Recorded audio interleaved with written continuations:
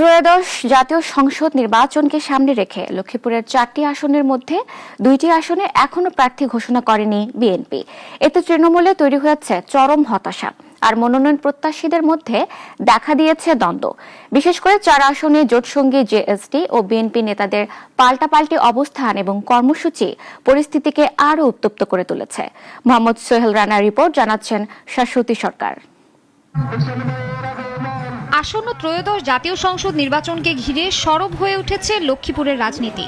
জেলার 2টি গুরুত্বপূর্ণ আসন, 1 রামগঞ্জ ও 4 রামগতি কমলনগরে এখনো বিএনপির প্রার্থী ঘোষণা না হওয়ায় মাঠ পর্যায়ে দেখা দিয়েছে অস্থিরতা আর হতাশা। সুস্থ হইব না অসুস্থ হইব এটাও তো কম জানা। এবার যেহেতু একটা সুস্থ পরিবেশ হচ্ছে, আমরা ভোট দেওয়ার একটা চিন্তা ভাবনা করতেছি। প্রার্থী দেয় বা যারা দেখ একজনের ঘোষণা দিয়ে দেখ, তারপরে আমরা আমাদের মতো করি, আমরা ভোট যাকে দিই। জেলার 1 আসনে বিএনপির অভ্যন্তরীণ কোন্দল স্পষ্ট। মনোনয়ন প্রত্যাশীদের তালিকায় রয়েছেন দলটির ঢাকা মহানগর দক্ষিণের যুগ্ম আহ্বায়ক হারুনুর রশিদ, রামগঞ্জ উপজেলার বর্তমান সভাপতি মোজাম্মেল হোসেন, সাবেক সভাপতি শাহাবুদ্দিন, সাবেক প্রতিমন্ত্রী জিয়াউল হকের ছেলে মাশফিকুল হক জয় ও যুবদলের কেন্দ্রীয় কমিটির সাবেক সহসভাপতি মোহাম্মদ ইমাম হোসেন।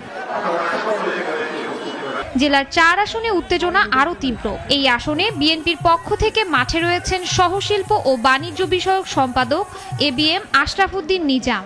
অপরদিকে জোটসঙ্গী জেএসডির পক্ষ থেকে সক্রিয় হচ্ছেন সহসভাপতি তানিয়া রব। আগামী নির্বাচনে আমরা যুগপৎ আন্দোলনে ছিলাম, জাতীয় সরকারের ওয়াদা ছিল, সেগুলো থেকে এক মুহূর্ত একটি বাক্য কোনো পরিবর্তন হয়নি।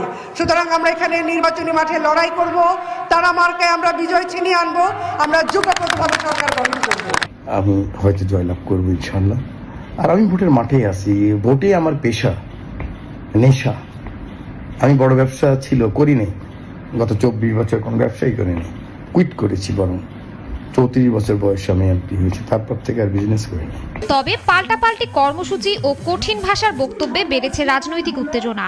স্থানীয়রা বলছেন, কেন্দ্র যদি দ্রুত সিদ্ধান্ত না নেয় তাহলে বিরোধী পক্ষ জামায়াত সহ অন্যরা লাভবান হতে পারে। এদিকে স্থানীয় ভোটাররা চান সৎ ও যোগ্য প্রার্থী, যিনি এলাকার সামগ্রিক উন্নয়নে আন্তরিকভাবে কাজ করবেন। দল নয়, ব্যক্তির যোগ্যতাকেই প্রাধান্য দেওয়া হবে বলে জানান তারা। আমরা ভালো একটা প্রার্থী চাই, যে লোকে কাজ করবে, আমরা এই লোককে চাইতেছি। ভালো প্রার্থীর যার দ্বারা দেশের কাজ হয় তাকে ভোট দিন। নদী ভাঙনের কাজ যারা করবে তা করে চাই, আর যেটা রোড ঘাট কলেজ মাদ্রাসা করবে তা করে আমরা ভোট চাই। রোড ঘাট করতে পারবে, যে মানে ভালো কাজ করতে পারবে, এর আমি ভোটটা দেব। লক্ষ্মীপুরে বিএনপির শক্ত ঘাঁটি ধরে রাখতে হলে অভ্যন্তরীণ বিরোধ মিটিয়ে দ্রুত চূড়ান্ত প্রার্থীর নাম ঘোষণা করতে হবে, না হলে নির্বাচনের আগেই হোঁচট খাবে দল, এমনটাই আশঙ্কা স্থানীয়দের। শাশ্বতী সরকার, নাগরিক।